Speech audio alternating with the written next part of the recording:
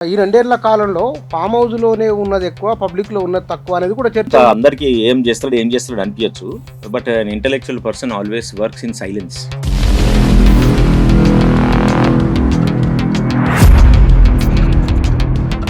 కేసీఆర్ ఒక మానసిక విశ్లేషకులు, కేసీఆర్ ఒక రాజకీయ నాయకులు, కేసీఆర్ ఒక తాత్విక చింతనాపరుడు ఇవన్నీ అంటారు కదా.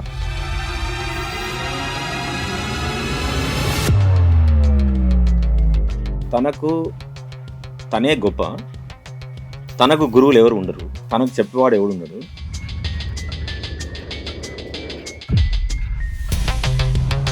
ప్రపంచంలో ఎక్కడైనా ఒకే పార్టీ శాశ్వతంగా అధికారంలో ఉన్న పార్టీ ఉందా ఏదైనా ప్రపంచంలో? ఆయన రాజకీయంగా ఒక నిర్ణయం తీసుకున్నా అది ఎవరి ఊహకు అందనిది. ఆయన భక్తిభావంతో పూజ చేసినా అది ఎవరి ఊహకు అందనిది.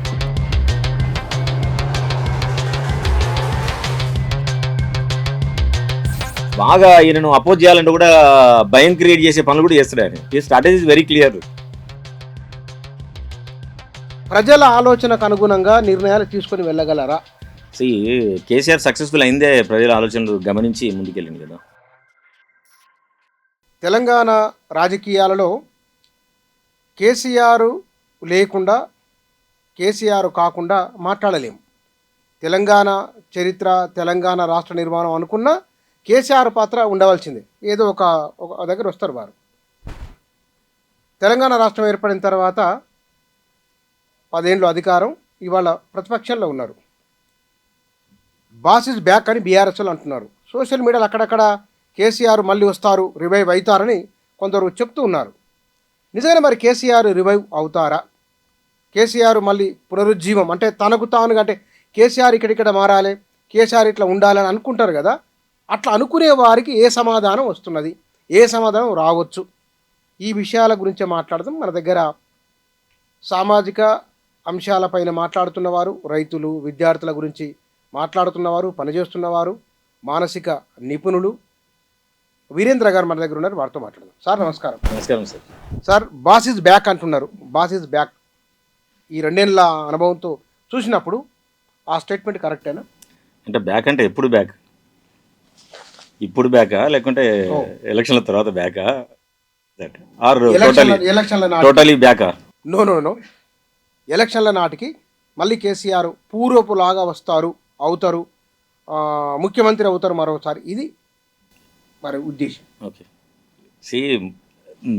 కేసీఆర్ గారు ముఖ్యమంత్రి అవుతాడా లేదా అనేది ఇచ్చే లాంగ్ డిబేటబుల్ డిస్కషన్, 2-3 ఏళ్ళ తర్వాత మాట్లాడే విషయం. కాకపోతే మనం చెప్పుకోవాల్సింది ఏంటంటే, గతంలో మనం కేసీఆర్ యొక్క వ్యక్తిత్వ విశ్లేషణ ఒక వీడియో చేస్తున్నాం. ఓకే, దానిలో మనం ఏం చెప్పుకున్నామంటే, కేసీఆర్ అనే వ్యక్తి చాలా గుంభనంగా తను ఒక గ్రాండ్ స్ట్రాటజిస్ట్ చేసి ఏదైనా సరే తను ఆలోచించి ప్రజల్లో జరుగుతున్న ఆలోచనలు కూడా రహస్యంగా పసిగట్టి అందరు ఆశ్చర్యపడేలోగా వాళ్ళ మనసులో ఉన్న మాటనే ముందు తీసుకొచ్చి పెట్టగలిగే చతుర్డని మనం మాట్లాడుకున్నాం. సో ఇప్పుడు మనం 2 సంవత్సరాల నుంచి చూస్తుంటే కేసీఆర్ మనకి ఎక్కడ కనబడతలేడు. ఓకే, ఎప్పుడో ఒకసారి బయటకు వచ్చి మేము ఇక ఊరుకోం, మీ తిత్తి తీస్తాం అని అట్లాంటి మాటలు చెప్పి మళ్ళీ వనవాసంకి వెళ్ళిపోతుండు. ఓకేనా? సో దీని వెనకాల ఏంటి అంటే, కేసీఆర్కు ఉన్న లక్షణం మనం 30 సంవత్సరాలతో ఆయనతో గమనిస్తూ వస్తున్నాం. మా కేసీఆర్ గారు మా కాన్స్టిట్యున్సీ సిద్దిపేట కాన్స్టిట్యున్సీలో ఉన్నప్పుడు. ఓకే, మీరు వారి ఓటరా ఒకప్పుడు. సో ఆ క్రమంలో చూస్తే ఉద్యమం కాలంలోనే ఆయన ఎన్ని ఉద్యమాలు చేసినా ఉద్యమాల వెనకాల ఉండి స్ట్రాటజీ తయారు చేసి తనకున్న ఫోర్స్ని ఆ స్ట్రాటజీని ఎగ్జిక్యూట్ చేసేటట్టు చేస్తాడు తప్ప ప్రతి ఉద్యమంలో ఆయన ముందు నిలబడలేడు. నిజంటే మిగతా వాళ్ళందరూ పనిచేస్తారు కానీ క్రెడిట్ ఆయన పాకెట్లో అవుతుంది. ఓకే, అనివార్యమవుతుంది. అనివార్యంగా ఆయన పాకెట్లో పడేసుకునేంత తెలివితేటలతోటి ఆయన నిర్మిస్తాడు ఏదైనా కూడా. ఓకే, సో ఇప్పుడు నేను అనుకుంటున్నా 10 సంవత్సరాల పవర్ తర్వాత ఈ 5 సంవత్సరాల కాలాన్ని కేసీఆర్ లాంటి రాజనీతిజ్ఞుడు, ఒక వైజ్ పొలిటీషియన్ ఏం చేస్తాడంటే నాకు అనిపిస్తుంది is maybe cleansing himself. Okay, అంటే గతంలో జరిగిన తప్పిదాలు ఏంటి, ఏం చేస్తే ఇప్పుడు రాబోయే కాలానికి మనం ఒక బిగ్గర్ పర్స్పెక్టివ్ తోటి, ఒక లౌడర్ వాయిస్ తోటి, ఒక ఇంప్రెసివ్ కనెక్షన్ తోటి మనం ప్రజలు కనుక కనెక్ట్ అవుతే తప్పకుండా బీఆర్ఎస్ మళ్ళీ పవర్లోకి తీసుకురావచ్చు అనే మేధో తర్కంతో ఉన్నాడేమో అనేది నా ఆలోచన. అంటే based on his past experiences, based on his amount of effort he could put to make the TRS party be more powerful and more successful, to connect with the ground level of the people. So ఆ క్రమంలోనే మనం ఆయన సైలెన్స్ని మనం అర్థం చేసుకోవాలి.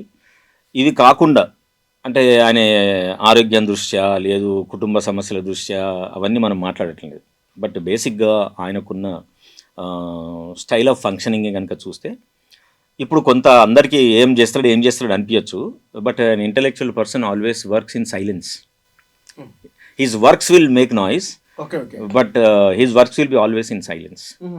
So ఆయన లాంటి మేధావులు ఏం చేస్తారంటే they burn more midnight oil అంటాం.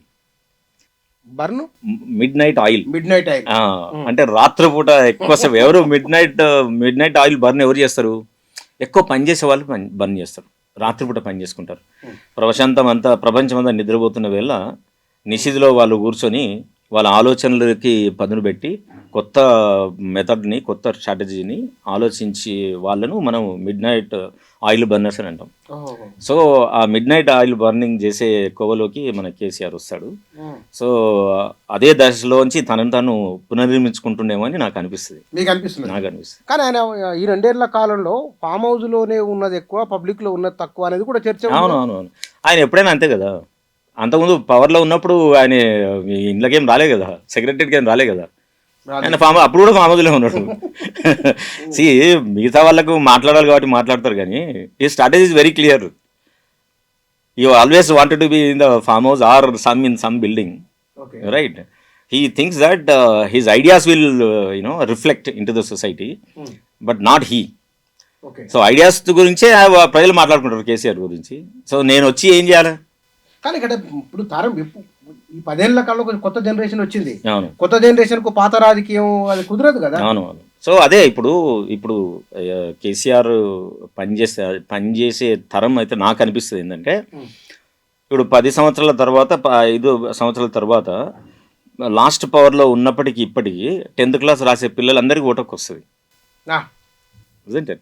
సో ఇంటర్మీడియట్ 10th ఒక 20-30 లక్షల మంది ఓటర్లు ఈ కొత్తగా యాడ్ అవుతారు బై నెక్స్ట్ 2028 ఎలక్షన్ కల్లా అవుతారు.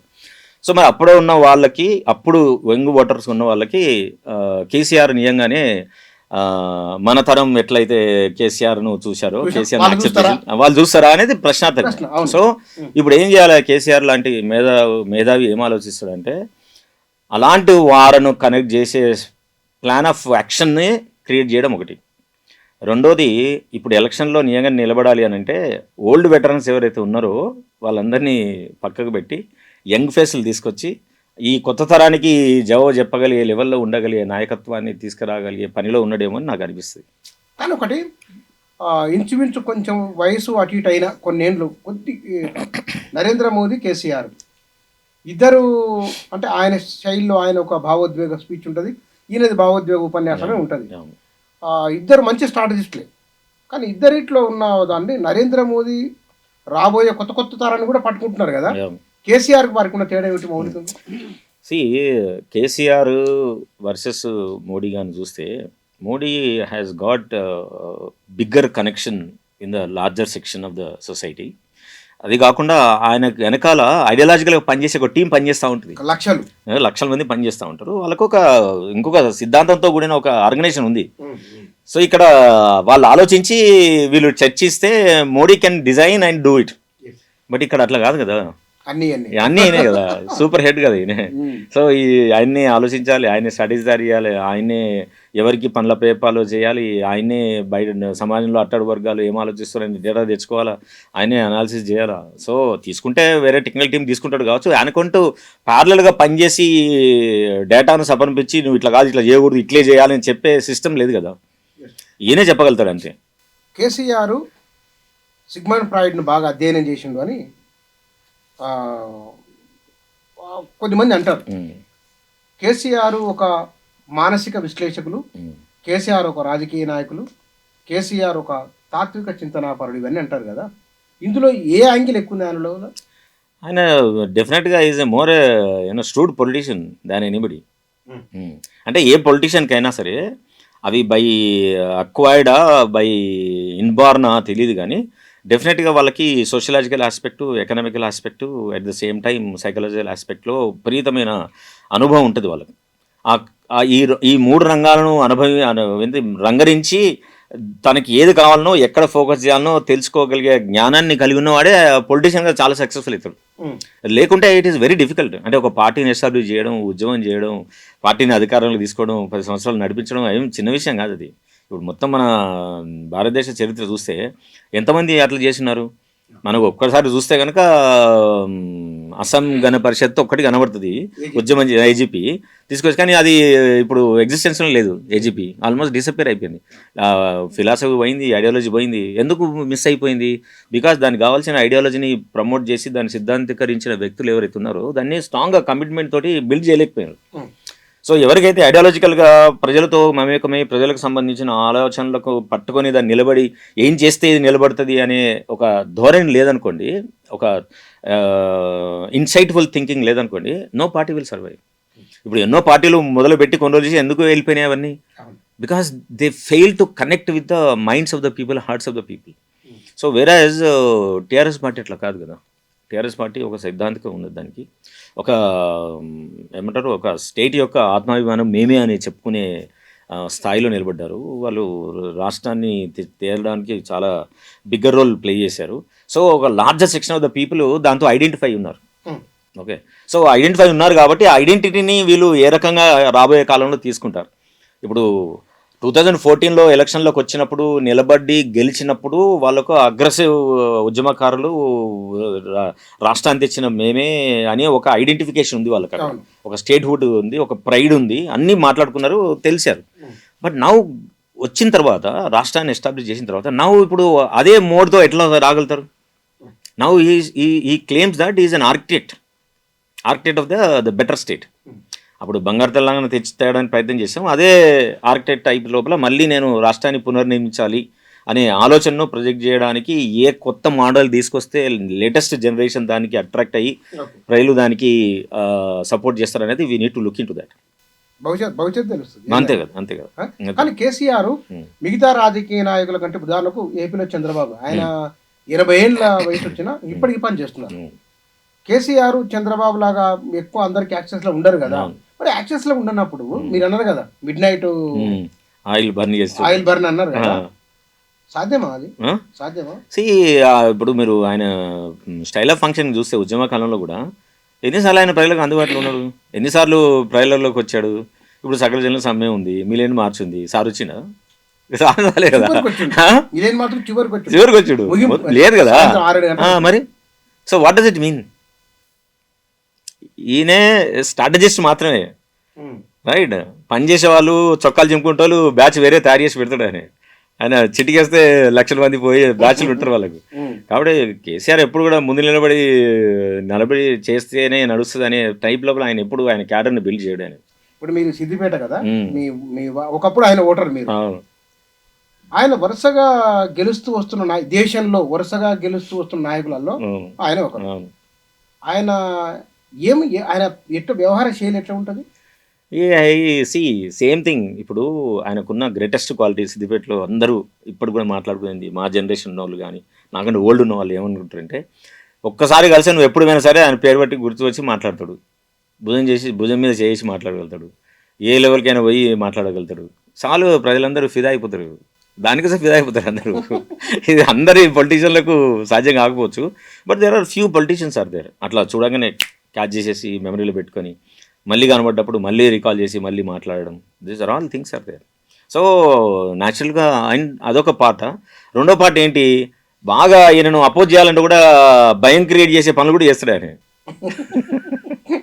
సో అందుకోసమని చాలా ఉదాహరణలు ఉన్నాయి. ఇప్పుడు అప్పులు చేసిన వాళ్ళు ఉన్నారు అనుకోండి, పార్టీకి ఇచ్చిన వాళ్ళు లేకుంటే ఫంక్షన్ అయితే ఇచ్చిన వాళ్ళు, వాళ్ళు పోయి ఎవరిని అడగాలి పైసలు? ఓకే, సో అడుగుదామంటేనో పెద్ద ఆయనే, అని రెస్పాండ్ అయితే కూడా తెలియదు. ఓకే, పోయి అడుగుదామని అంటే మరి మనం చేసే పనులకు ఏది లింక్ ఉంటుందని వీనికే భయం వేస్తుంది. So they cannot.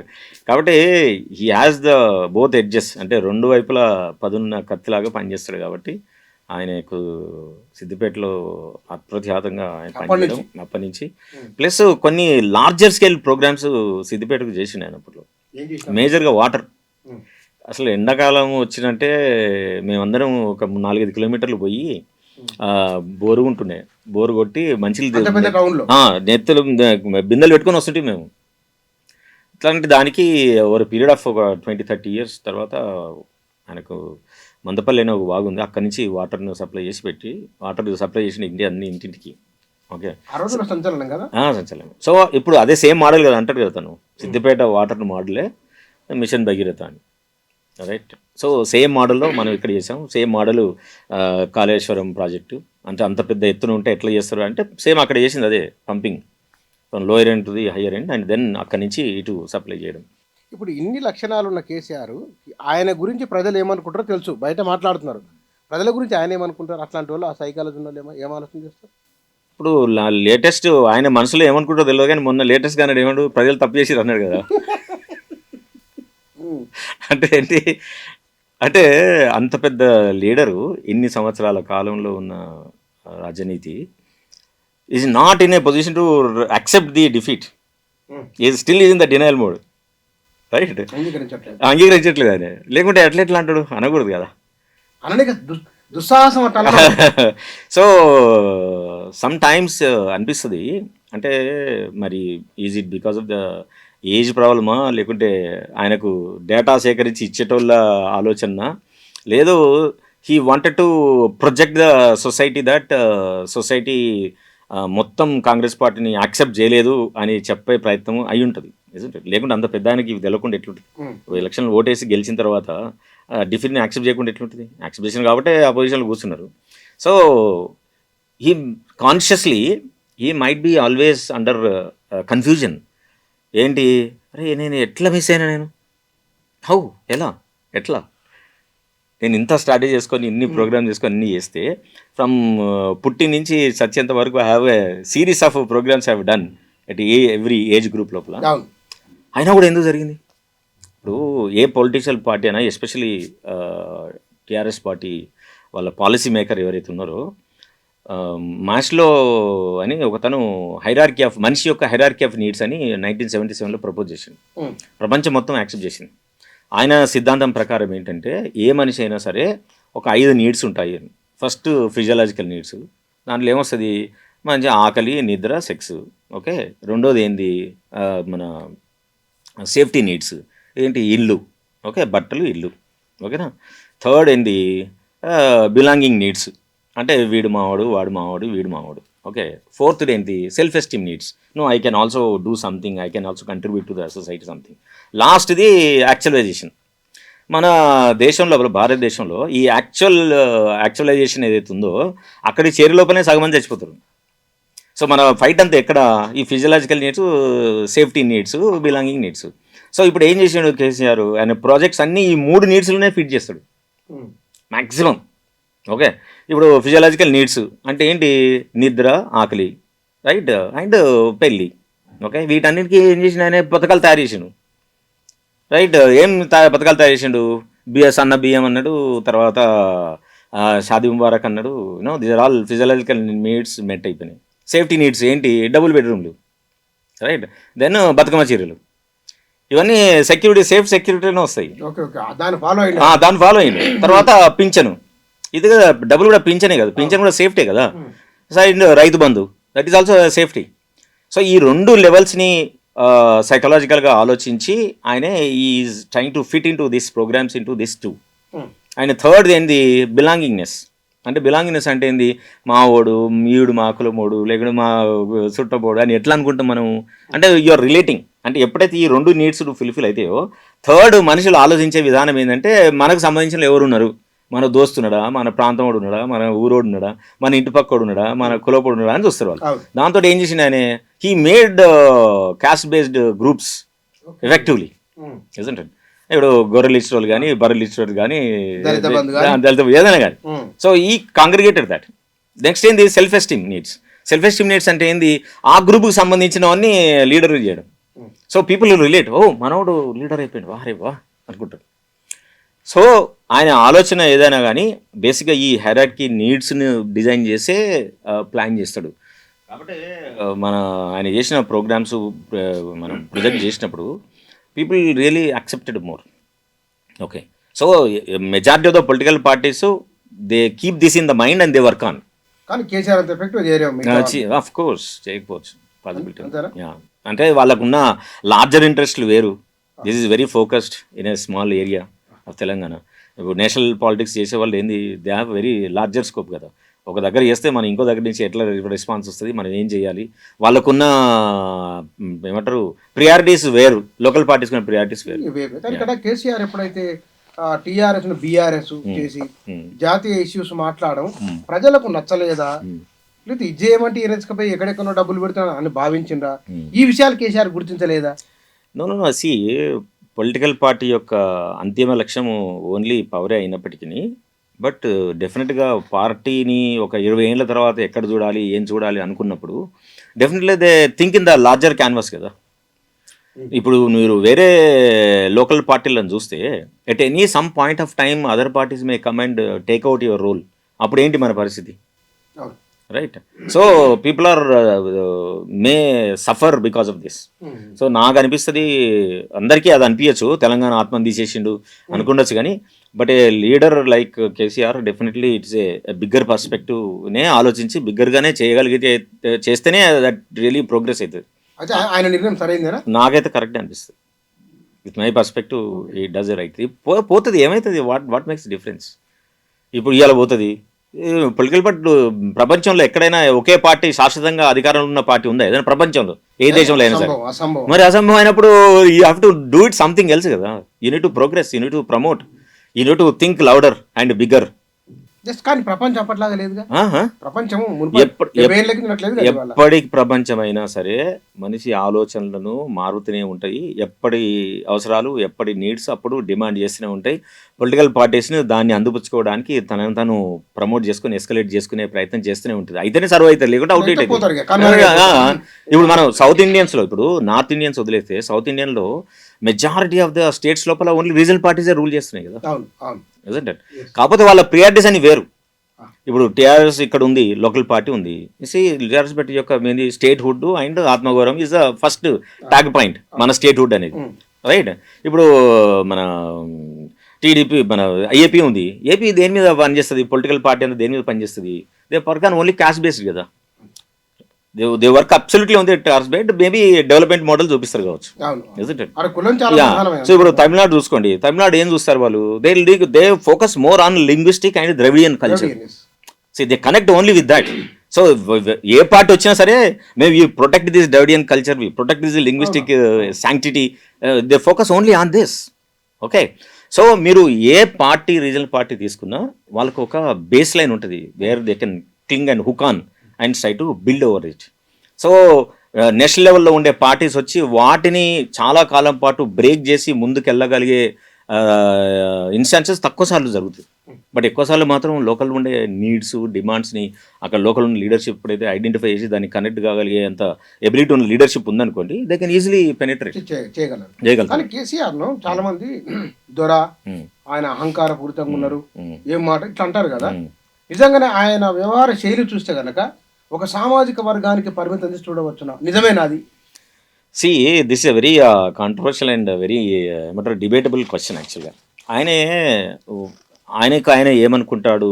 ఇప్పుడు కేసీఆర్ అవతలోళ్ళు తనని ఏమంటారు, తనకు తను ఏమనుకుంటాడు? This is the most important కదా. ఓకే, సి ఆయనే చెప్తున్న మాటలు బట్టి మనం లాస్ట్ వీడియోలో కూడా చేసాం.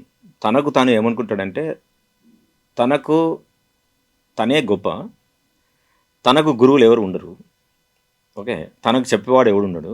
సో ఏది చెప్పాలన్నా తనకు తానే చెప్పుకోవాలి. ఓకే, తనకు చెప్పే క్రమం లోపల తనకంటూ ఒక స్పేస్ అవసరం, రైట్? సో నేను ఉద్యమాన్ని నిర్మించి ఇంత పెద్ద రాష్ట్రాన్ని సాధించి పెట్టి ఎంతోమంది వేల మంది నాయకులను తయారు చేసి మళ్ళీ నేను పోయి పనిచేసుడు ఏంది? How ridiculous it is. వాళ్ళు పని చేయాలి ఇప్పుడు, వాళ్ళు నా కోసం పని చేయాలి. వాళ్ళు నేను ఇల్లు వాళ్ళ కోసం చేసి తీసుకొచ్చాను కదా, అందరికి పొజిషన్లు ఇప్పించిన కదా.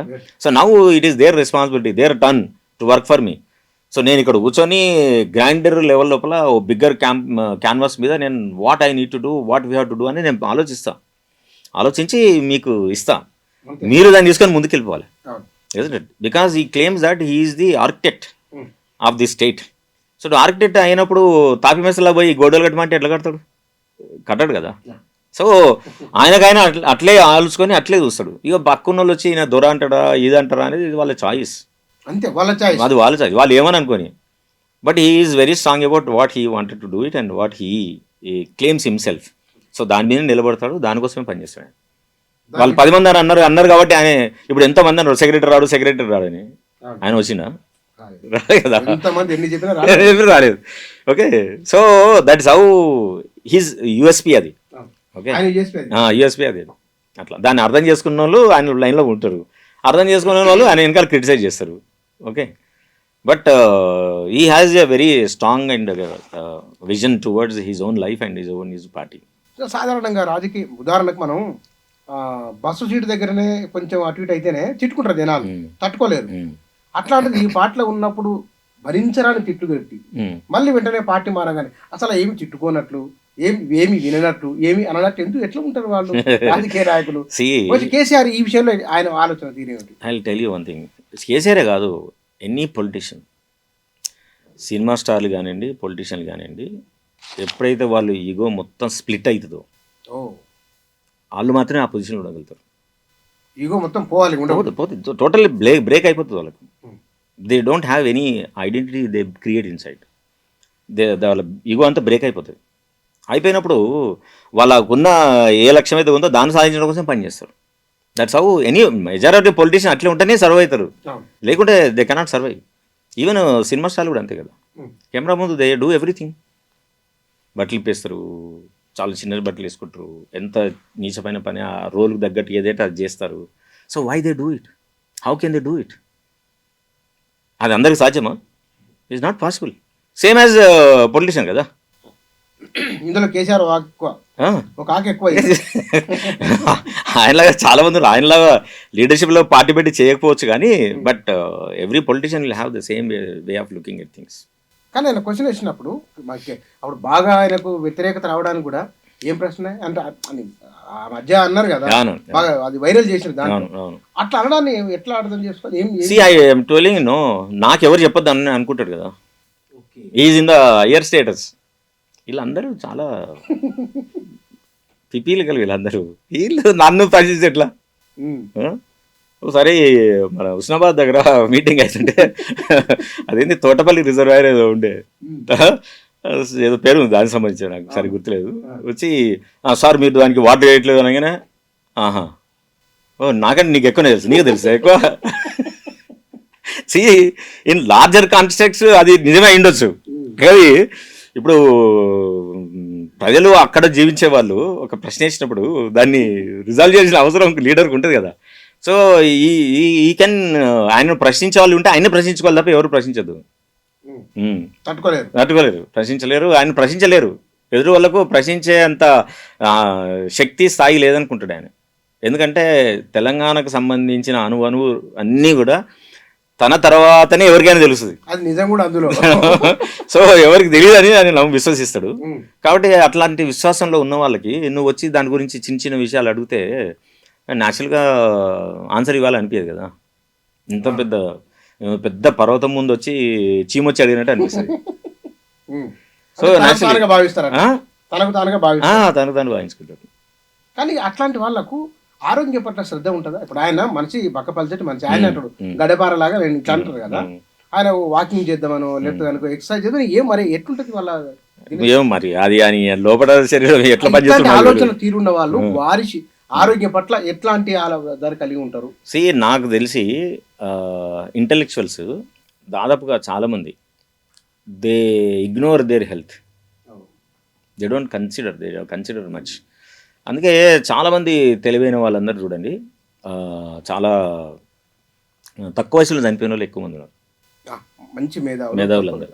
ఎందుకంటే they ignore their self, they lose their self identity physical form, they connect with only their intellectual ability, దాని మీద ఎక్కువ ఫోకస్ చేస్తారు. సో మన కేసీఆర్ గారు తక్కువ ఏజ్ లేదు కదా, ఈజ్ ఆల్రెడీ రీచ్డ్ 75. కాబట్టి ఆయన చూసుకోకపోవచ్చు, కానీ ఆయన చూడడానికి చాలా మంది ఉన్నారు కదా. కేసీఆర్ చెప్పండు ఆయన ఆరోగ్యం చూడడానికి ఒక ఎంపీనే పెట్టుకున్నారు కదా అప్పుడు. So naturally people are there to take care of him. కానీ బహుశా ఇట్లాంటి వాళ్లకు ఆశీర్వాదాల మీద, సానుకూల దృక్పథం కలిగిన వారి మీద అంటారు కదా మనం, పాజిటివ్ వైబ్స్ ఇట్లాంటివి నమ్ముతారా వాళ్ళు? అయితే కనుక వాళ్ళ దగ్గర ప్రపంచంలో ఉంటారా? లేదు, వాళ్ళు దైవాన్ని డెఫినెట్గా నమ్ముతారు. వాళ్ళు అన్ని రకాలైన వాటికి విశ్వాసం ఉంటుంది. దాన్ని పూర్తి స్థాయిలో విశ్వసించే దానికి సంబంధించిన పని చేస్తారు, ఎక్కువ చేస్తారు. దాని ద్వారా కూడా వాళ్ళకు చాలా అనుకున్న పనులన్నీ జరుగుతాయని నమ్ముతారు. నమ్మి వాటితో పాటు కనిపించే వాటి అన్నింటిలో మాత్రం తనే గొప్ప, కనిపించకుండా వెనక జరిగే వాటికి దైవశక్తి ఉందని నమ్ముతారు. కానీ ఇక్కడ మొన్న మీరు పోయినసారి ఇంటర్వ్యూలో కూడా ఏదైనా పెద్దగా ఆలోచించాలి, పెద్దగా చేయాలంటారు కదా. బహుశా అయూత ప్రయూత అనే యాగాలు ఉన్నాయని కూడా చాలా మంది తెలియదు మనకి. అవి కూడా ఆ కోవకి సంబంధించిన అది కూడా అంతే. అంటే ఆయనే he believes that he born for a bigger cause. Okay, and he always thinks that in a bigger canvas. కాబట్టి టీఆర్ఎస్ని బీఆర్ఎస్ చేయడంలో అదొక భాగం. ఓకే, అందరూ అంత విస్తృతంగా ఆలోచించగలిగే శక్తి స్థాయి ఉండకపోవచ్చు, క్రిటిసిజం కోసం భయపడవచ్చు, ఇంటర్నల్ డిస్కషన్ లోపల అబ్జెక్ట్ చేస్తే చేయొచ్చు. కానీ is the person who always have bigger visionary. కాబట్టి సో టీఆర్ఎస్ అనేది చాలా స్మాల్గా అయిపోయింది, దాని లక్ష్యం నెరవేరింది. కాబట్టి మనం ఇంకొంచెం ఇవాల్వ్ అయిపోయి బెటర్గా అయితే కనుక భారతదేశానికి కూడా బెటర్మెంట్ ఇవ్వచ్చు అనే ఆలోచనతో కలిగి ఉండడం వల్ల పార్టీని రీడిజైన్ చేసినా నాకు అనిపిస్తుంది. అంటే ఇక్కడ తింటారు, నాకు దీనికి పూర్తి ఆన్సర్ రాలేదు. ఆయన రాజకీయంగా ఒక నిర్ణయం తీసుకున్నా అది ఎవరి ఊహకు అందనిది, ఆయన భక్తిభావంతో పూజ చేసినా అది ఎవరి ఊహకు అందనిది. అంటే ప్రతి దాంట్లో ఇట్లే ఉంటుంది వాళ్ళ ఆలోచన తీరు అంటున్నా. దాదాపుగా ఆయన చేయగలిగే పనులు ఏవైనా కానీ డెఫినెట్గా, అంటే ఒక మనిషి ఇది ఇంతే అనుకునే దగ్గర నుంచి కేసీఆర్ స్టార్ట్ అవుతుంది. మనిషి ఆలోచన పరిధి, మామూలు మనుషుల ఆలోచన పరిధి లేదు, బాగా తెలివైన వాళ్ళు ఆలోచన పరిధి ఇంతే, ఇక ఇంతకంటే ఇంకేముంటుంది అనుకున్నప్పుడు కేసీఆర్ అక్కడి నుంచి ఎక్స్టెన్షన్, అంటే ముగింపు నుంచి ప్రారంభమవుతుంది. So that's how KCR operates. ఇప్పుడు తన స్ట్రాటజీస్ అని ఏవైనా కానీ చూడండి, ఎవ్రీవేర్ ఈ బిహేవ్స్ లైక్ దట్. ఇప్పుడు ఎవరైనా కానీ అపోజిషన్ పార్టీ ఓడిపోయిన తర్వాత అపోజిషన్ లీడర్లు ఇంట్లో పడుకుంటారా? నువ్వు ఎవరైనా చూడు, ఎవరు పడుకోరు కదా.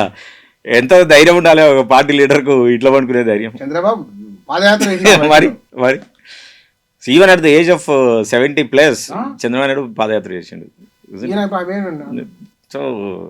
సో ఈజ్ టోటల్లీ డెఫినెట్లీ డిఫరెంట్గా ఆలోచించి చేయగలిగే నైపుణ్యం ఉన్న రాజకీయ నాయకుడు. అయితే రాబోయే కాలంలో how effectively his physical energy will help him to functionality. But నాకు అనిపిస్తుంది బై ద టైమ్ ఇప్పుడే ఈ might have designed a program already. అంటే రాబోయే 3 ఏళ్ళలో ఏం చేయాలి డిజైన్ చేయాలి, చేస్తాడు. నా ఉద్దేశంలో అయితే చేసి ఉంటాడు. In that direction only things are moving ఏమో అనిపిస్తుంది.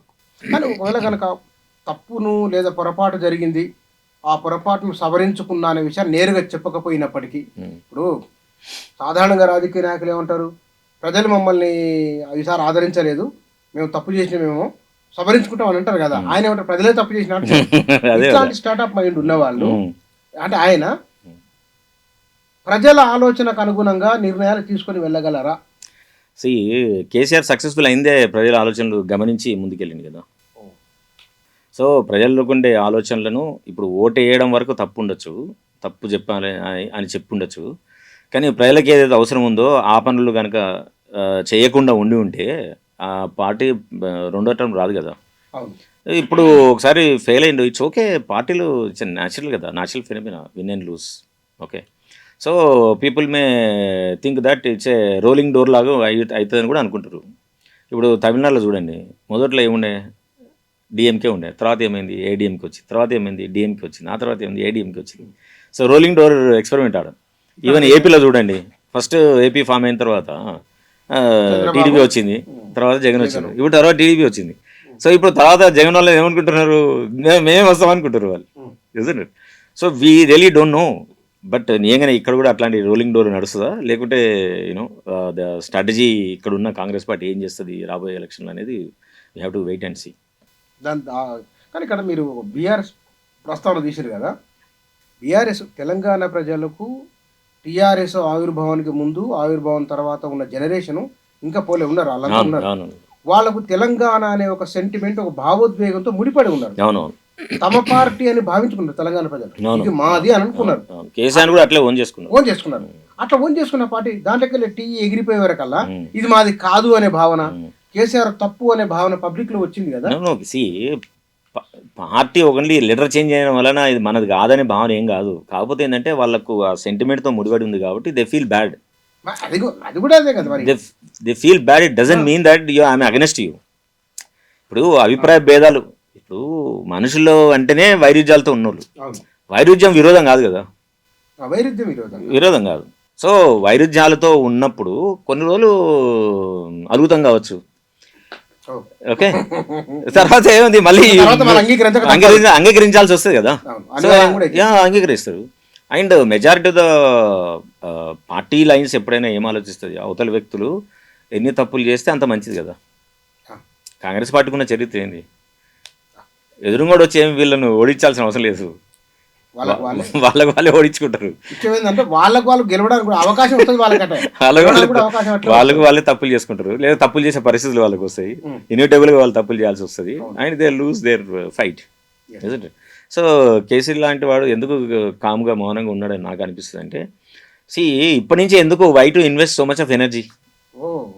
ఓకే, ఇప్పుడు నేను వచ్చి మాట్లాడేది మాత్రం జరిగేది ఏముంది, ఏం లేదు. అసలు ఫైట్ ఎప్పుడు 28లో. సో 28లో అప్పుడు చూద్దాం, we'll recoup our all energy and we can invest there. Congress government Kaleshwaram పైన విద్యుత్ దానిపై 2 కమిషన్లు వేయడం, ఫోన్ ట్యాపింగ్ కేసు విచారణ అనే నోటీసులు ఇవ్వడం, వీటన్నింటి గురించి కేసీఆర్ బహుశా ఏం ఆలోచన చేస్తారు, ఆయన ఏముండొచ్చు. డెఫినెట్గా it is a challenge for ఎంత ఇది చేసినా మేము ప్రొవైడ్ చేస్తాం అది చేస్తాం అని అన్నా కూడా that it creates lot of anxiety about them.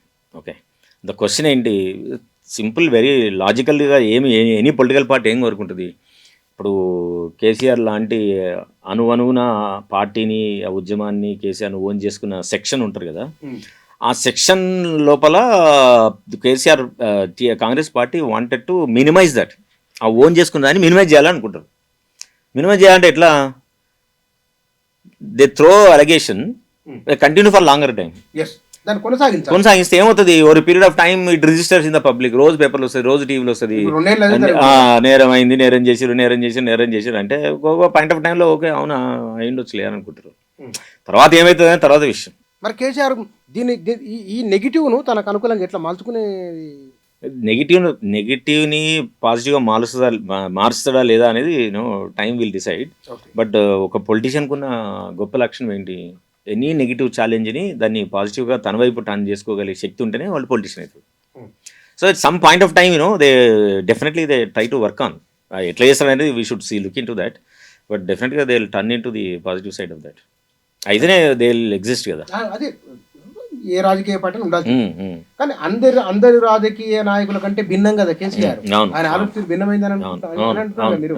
అనుకున్నప్పుడు ఈ గడిచిన ఈ 2 ఏళ్ల కాలంలో ఆయన బయటకు వచ్చి మాట్లాడే సందర్భాలు కానీ, పబ్లిక్ లకు వెళ్ళిన సందర్భాలు, కానీ మొన్న సర్పంచ్ ఎలక్షన్లో గెలిచిన తర్వాత వరుసగా ఫోటోలు దిగడం, కొంత టైం ఇస్తున్నారు. మరి దానికి మారుతున్నారు అని అనుకోవడానికి ఇండికేషన్. ఇప్పుడు అప్పుడంటేనేమో ఈ was very busy as a CM, responsibilities, planning అంత టైం సరిపోదు కదా. Now you have lot of time. ఉన్న క్యాడర్ను మనం డెఫినెట్గా నిలబెట్టుకోవాలి కదా. నేను కలవద్దనుకునే ఒక కాన్షియస్ డిసిషన్ తీసుకుని నేను అనుకోనప్పుడు situation might demanded him not to give the time. ఎందుకు కలవద్దు అనుకుంటారు, వాళ్ళకి సపోర్ట్ చేసి వాళ్ళతో ఉన్న వాళ్ళని కలవద్దని అనుకుంటారు. కలవలేని పరిస్థితులు కలవలేకపోయి ఉండొచ్చు, కానీ యాజ్ ఏ సిచ్యువేషనల్ డిమాండ్. కానీ కలవద్దని అనుకొని కలవకుండా ఉంటారని నేను అనుకోను.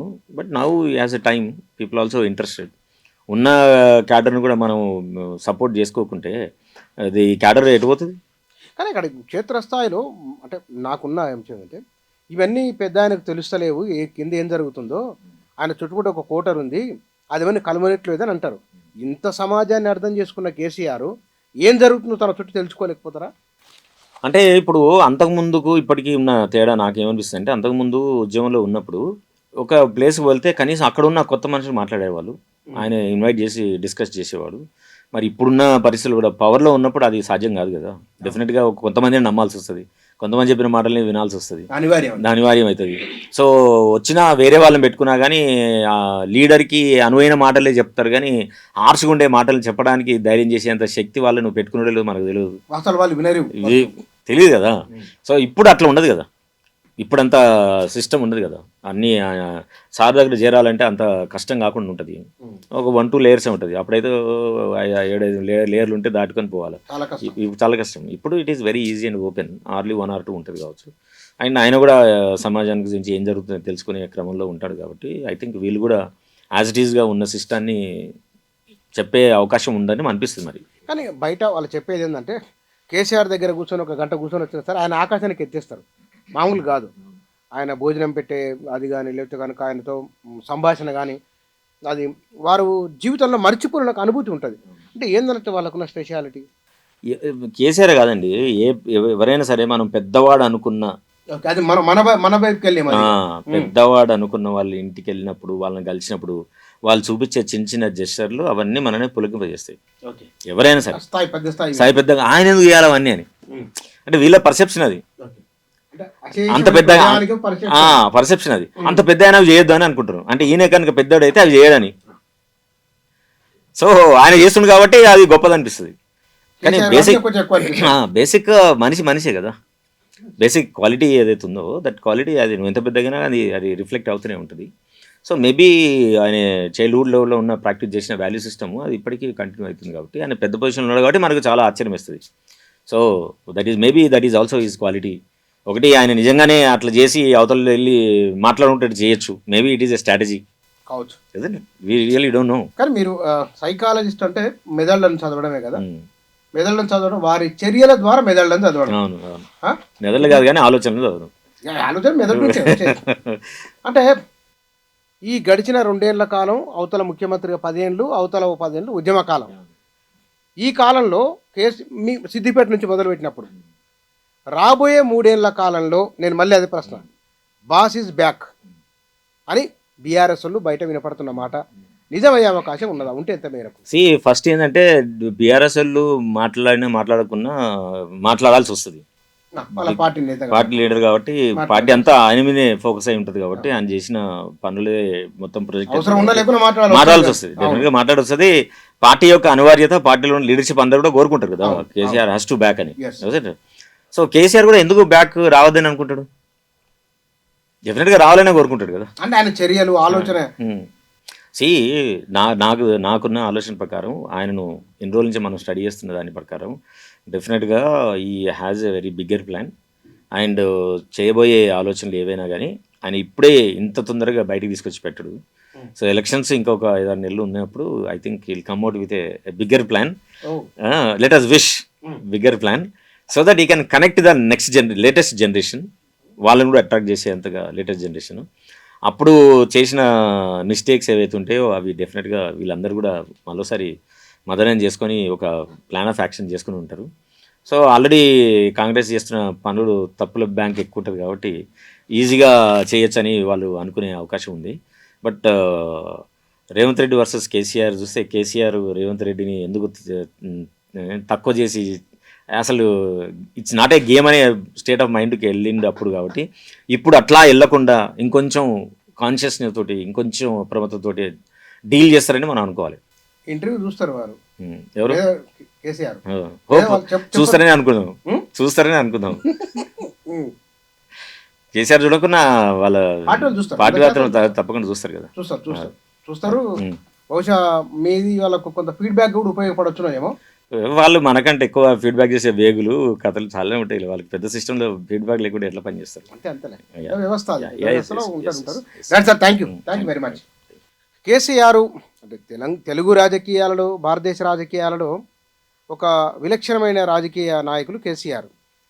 బహుశా ఆయన ఇప్పుడు విపక్షంలో ఉన్నారు, బహుశా రాబోయే కాలంలో ఎట్లా ఉండబోతున్నారు ఏమిటి అనేది వారి విశ్లేషణ ఇది ఆయన పైన. Thank you.